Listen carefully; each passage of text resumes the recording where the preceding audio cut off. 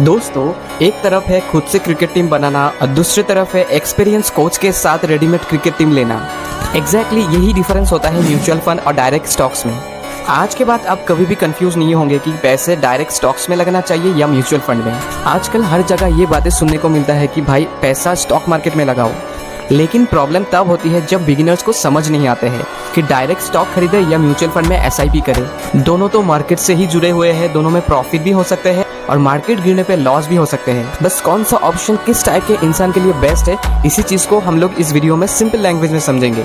सबसे पहले तो हम लोग जानते हैं कि स्टॉक्स क्या है। जब आप किसी कंपनी के स्टॉक्स खरीदते हो तब आप उस कंपनी का एक छोटे से ओनर बन जाते हो। फॉर एग्जाम्पल, अगर आपने रिलायंस इंडस्ट्री का स्टॉक खरीदा है तो आप रिलायंस का एक छोटे से ओनर बन जाते हो। अगर रिलायंस इंडस्ट्री ग्रो करती है तो आपका पैसा भी ग्रो करेगी, और अगर कंपनी गिरता है तो आपका पैसा भी गिर सकता है। अब जानते हैं म्यूचुअल फंड क्या होते हैं। देखिए, म्यूचुअल फंड भी सेम कॉन्सेप्ट है। इनडायरेक्टली आप स्टॉक मार्केट में ही पैसा लगाते हो, लेकिन उसमें एक प्रोफेशनल आपके बिहाफ पे आपके पैसे को इन्वेस्टमेंट करता है स्टॉक मार्केट में। और जो प्रोफेशनल आदमी होता है उन्हें कहते हैं फंड मैनेजर, और वो सिर्फ एक ही कंपनी में पैसे को इन्वेस्ट नहीं करते हैं बल्कि अलग अलग कंपनी में इन्वेस्टमेंट करते हैं, और इसे ही कहते हैं डाइवर्सिफिकेशन। जैसे banking, IT, pharmaceutical, automobile, FMCG etcetera. मतलब एक ही बास्केट में आपको अलग अलग कंपनी के शेयर मिल जाएगा। सिंपल एग्जांपल, अकेले एक प्लेयर पे बैट लगाने से अच्छा है पूरे टीम पर इन्वेस्ट करना।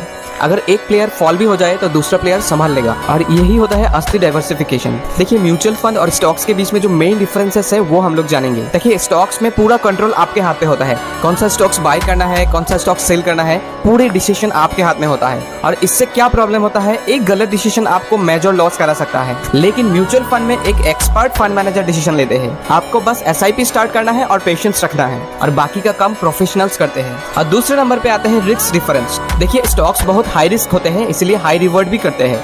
देखिए, स्टॉक्स बहुत ही कम समय में आपको दुगना रिटर्न भी दे सकते हैं और आधे भी हो सकते हैं, क्योंकि स्टॉक्स में वॉलेटिलिटी ज्यादा होते हैं। स्टॉक्स के कंपैरेटिवली म्यूचुअल फंड सेफर होते हैं, क्योंकि आपके इन्वेस्टमेंट किए हुए पैसा मल्टीपल कंपनीज में डिवाइड होते हैं। स्पेशली बिगिनर्स के लिए म्यूचुअल फंड सबसे कंफर्टेबल इन्वेस्टमेंट है। और तीसरा सबसे जो की डिफरेंस है टाइम एंड नॉलेज की। देखिए, स्टॉक में आपको कंपनी एनालाइज करना पड़ेगा, न्यूज को ट्रैक करना पड़ेगा, और कंपनी का balance sheet, profit and loss, fundamentals को चेक करते रहना पड़ेगा। लेकिन म्यूचुअल फंड में ऐसा कुछ भी आपको रिसर्च करने का जरूरत नहीं है। आपके बिहाफ पे जो एक्सपर्ट फंड मैनेजर बैठे हुए हैं वही आपके बिहाफ पे सब एनालाइज, न्यूज ट्रैकिंग सब कुछ करेंगे।